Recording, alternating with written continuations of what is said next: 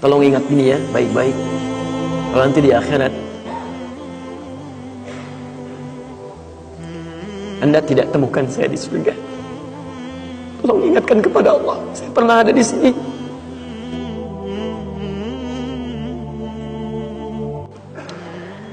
Qala Rasulullah sallallahu alaihi wasallam, bersabda Rasulullah sallallahu alaihi wasallam fi marwahu Abu Sa'id Al-Khudri, pada hadis yang diriwayatkan oleh sahabat Abu Sa'id Al-Khudri radhiyallahu taala anhu, qala, beliau menyampaikan, qala Rasulullah sallallahu alaihi wasallam bersabda, lihat kalimatnya, bima makna, lihat, saya langsung ke ujung hadisnya saja karena ini cukup panjang sekali. Hatta idza khalasal muslimuna, hatta idza khalasal mu'minuna minan nar, sampai ketika orang-orang beriman diselesaikan urusannya dari neraka, maksudnya hisab. Ya, saat dihisab dan dipisahkan nih, orang beriman semua sudah masuk surga, siap masuk surga semua. Ya. Yang buruk-buruk masuk neraka, dah masuk ke neraka.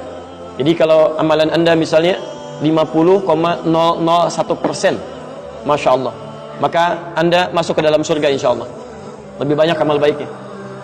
Tapi kalau amalan jelek Anda misalnya 50,001%, amal baiknya 49,99, masuk ke mana? Ke neraka. Walaupun cuma 0,01%. Yang jadi masalah sekarang 50%, amal baik 50, amal jelek 50. Masuk ke mana? Taib. Nah itu belum ke surga dan tidak ke neraka. Lihat kalimat saya, belum ke surga, tidak ke neraka. Disimpan di tempat yang tinggi, yang bisa teramati keduanya. Bisa melihat ke surga, bisa terdengar jerit neraka. Kalau lihat udah nggak tega, udah nggak kuat ke neraka. Terdengar jerit neraka. Ya, itu disebut dengan A'raf namanya, tempat tinggi yang bisa melihat keduanya. Disebut A'raf. Ya, makanya ada Quran surah Al-A'raf, Anda baca dari ayat 45-nya sampai dengan ayat ke-50-nya. Ada ashabul A'raf yang belum ke surga dan sangat ketakutan mendengar jerit-jerit neraka sehingga ingin mengharapkan rahmat Allah Subhanahu wa taala. Dia akan ditempatkan di situ di tengah-tengah nanti sampai selesai hisab. Begitu selesai hisab, dia memohon rahmat Allah, diberikan rahmat Allah, baru kemudian dimasukkan ke dalam surga. Kalau hisabnya misalnya berlangsung selama sehari, maka 1000 tahun dia nunggu di situ. Tayyib. Hatta idza khalasal mu'minuna minan nar, sampai ketika orang-orang beriman itu ya, mulai diselesaikan dari urusan nerakanya. Tayyib, sudah mulai masuk ke dalam surga. Ini sudah selesai, mau masuk ke dalam neraka. Dan dimasukkan, masuk semuanya. Apa yang terjadi?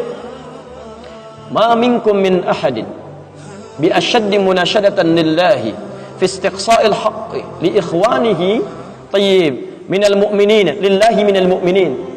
Anda tidak akan temukan pada saat itu situasi saat orang-orang beriman akan masuk ke dalam surganya, sementara yang neraka sudah dihukum di situ, sudah banyak yang dihukum, sudah macam-macam masuk. Ini sudah mulai mau selesai, tiba-tiba ada orang-orang yang mengadu kepada Allah Subhanahu wa taala, memohon dengan sangat. Nabi katakan, Anda tidak akan pernah temukan orang yang paling banyak kuat permohonannya kepada Allah, memelas dengan tulus. Asyaddu munasyadatan. Munasyadah itu sesuatu yang dimohonkan dengan sangat. Ya Allah, mohon ya Allah. Mohon ya Allah. Fawalladzi nafsi biyadi, sampai Nabi berkata, maka demi Allah yang jiwaku ada di tangannya. Ini Nabi bersumpah dengan jiwanya. Tidak pernah ada kalimat dalam hadis, ya, kalimat seperti ini kecuali menunjukkan itu sangat serius. Ingat, sangat serius. Dan ada sesuatu yang penting di dalamnya. Nabi serius menyampaikan ini. Kita jangan anggap bercanda gitu kan. Falladzi nafsi biyadi, maka demi jiwaku yang ada di tangan Allah Subhanahu wa taala, yang bisa diwafatkan kapan saja. Lihat kalimatnya. Fayaqulu, maka mereka berkata, fayaqulu, maka mereka berkata, ya Rabbuna, wahai Rabb kamu, wahai Rabb kami yang tengah merawat kami di dunia, memberikan kecukupan, memaafkan kami, mengampuni kami, dan memberikan nikmat surga sekarang. Wa ya Rabbuna, wahai Rabb kami, hum ashabuna, mereka ada di antara teman-teman kami. Dalam kalimat yang lebih kuat, kalimat yang menggunakan ikhwan, kata ikhwan, hum ikhwanuna, hum ikhwanuna, mereka saudara-saudara kami ya Allah. Hum yasumuna ma'ana, ada orang-orang yang berpuasa bersama kami saat di dunia. Yusalluna ma'ana, kanu yusalluna ma'ana, mereka salat bersama kami saat di dunia. Jadi tiba-tiba ada sekelompok ikhwan yang datang kepada Allah, yang kehilangan saudaranya. Kok nggak ada di surga gitu kan? Ketika dia mau berangkat, padahal dua punya cita-cita yang sama dan sebagainya, tapi karena bekalnya tidak cukup, sebagian ada yang masuk ke dalam neraka.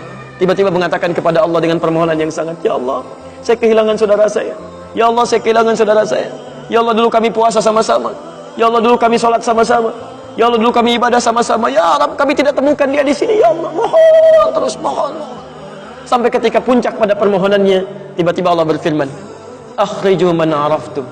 Para malaikat, keluarkan orang yang dikenali oleh orang-orang ini, yang disebutkan tadi. Keluarkan mereka dari neraka. Tiba-tiba dikeluarkan. Bertemulah orang-orang ini dengan temannya. Sampai Allah kemudian dengan rahmatnya katakan lagi, akhriju man kana fi qalbihi mithqala dzarratin minal iman. Keluarkan sampai yang ada titik terkecil iman dalam hatinya, keluarkan dari neraka. Bahkan hadis ini ada di Al-Bukhari nanti, ya ada di Al-Bukhari nomor hadis ke-14, posisi paling kiri sebelah bawah, ya, tayyib. Sampai mereka kemudian dikeluarkan dalam keadaan gosong, sudah mulai terbakar habis dan dimasukkan ke dalam surga kemudian. Setelah selesai hisabnya di dalam nerakanya, dikeluarkan dari situ. Jadi ada orang-orang yang dengan syafaat temannya bisa keluar dari neraka, masuk ke dalam surga, ada yang sama sekali tidak membantu itu. Ya, dosa-dosa yang begitu besar tidak bisa keluar dan kekal dia di dalam neraka. Walaupun dia merasa beriman kepada Allah, tapi digugurkan keimanannya dengan ibadah-ibadah yang melanggar ketentuan Allah, seperti syirik dan sebagainya. Tapi poinnya adalah tiba-tiba ada segolongan teman yang memohon kepada Allah Subhanahu wa taala, ya Allah, kami puasa sama-sama, kami ibadah sama-sama, kami sholat sama-sama ya Allah, cuman saya nggak temukan dia di sini. Itu indah. Nah, permohonan sesuatu untuk melengkapkan pada yang kurang disebut dengan syafa' namanya. Pelengkap yang kurang disebut dengan syafa'. Makanya di tarawih itu ada salat syafa'. Antum salat 11 rakaat, 2 rakaat penyempurnanya yang ke-10 disebut dengan syafa', 1 rakaat akhirnya disebut dengan witir. Ya, ada teman yang merasakan ada yang kurang nih ya Allah, begitu saya masuk, teman saya nggak ikut, saya ingin dilengkapi dengan itu ya Allah. Tayyib, permohonan untuk menggenapkan sesuatu yang kurang dengan sifat yang sangat memohon luar biasa, maka kalimatnya dirubah dari syafa' menjadi ditambah tak di ujungnya dengan alif di tengahnya, jadi syafa'ah. Tayyib. Saya mau akhiri ya, karena ini sebenarnya tidak banyak bahasannya. Siapa orang-orang ini? Itu yang disebut dengan ikhwan. Makanya ketika ayat Qur'annya mengatakan wa kuntum ala syafa hufratin minan nari fa anqadhakum minha. Dan kalian sudah ada bahkan yang sudah mau di bibir neraka itu. Karena ketika diangkat itu oleh Allah Subhanahu wa taala dengan perintahnya, ya diperintahkan oleh Allah. Tayyib, dalam bahasa hadisnya ada yang diangkat baru neraka itu masuk ke kakinya sampai ke betisnya. Ada yang sudah masuk sampai ke punggungnya. Ada yang sudah ke lehernya dan ada yang sudah tenggelam di dalamnya. Tayyib. Jadi ada yang baru di bibir neraka diangkat. Ada yang baru sudah mau masuk ke neraka diangkat. Ada yang sudah tenggelam diangkat. Jadi macam-macam. Ya fa asbahtum bi ni'mati ikhwana. Siapa yang bisa mengangkat itu semua? Di antaranya Allah berikan nikmat kepada Anda dengan dapatnya ikhwan-ikhwan dalam kehidupan. Cuma itu yang bisa menolong Anda di hari akhirat, teman-teman terbaik selain syafaat-syafaat yang lainnya. Ada orang mendekat kepada Al-Quran, ada orang sering bersalawat kepada Nabi, ada orang mendekat pada hukum-hukum Allah. Ada orang-orang yang belum bisa maksimal menunaikan itu semua, dia cari teman-teman yang soleh yang menunjukkan pada kebaikan-kebaikan. Bukankah sering Anda dapati seperti itu? Mungkin Anda bersahabat dengan teman yang tingkat ibadahnya jauh di atas Anda. Anda masih sibuk dengan urusan dunia, tapi masih menunaikan sholat, masih puasa, tapi karena kesibukan dunia Anda, Masya Allah, kurang bekal ibadah Anda. Tapi beruntungnya Anda dengan punya teman yang soleh, berjamaah dengan imam yang soleh, puasa dengan dia, buka sama-sama, kadang sering ikut-ikut misalnya dalam ta'limnya, dalam macam-macamnya, Masya Allah. Maka tiba-tiba ketika Anda dikenal oleh dia, diingat oleh dia, di akhirat nanti tidak ditemukan Anda, ya Allah, dia kawan saya ya Allah, dia teman saya ya Allah, dia saudara saya ya Allah, kami pernah ta'lim sama-sama ya Allah, kami pernah puasa sama-sama ya Allah, kami pernah sholat berjamaah sama-sama ya Allah, mohon jangan pisahkan ya Allah, jangan pisahkan.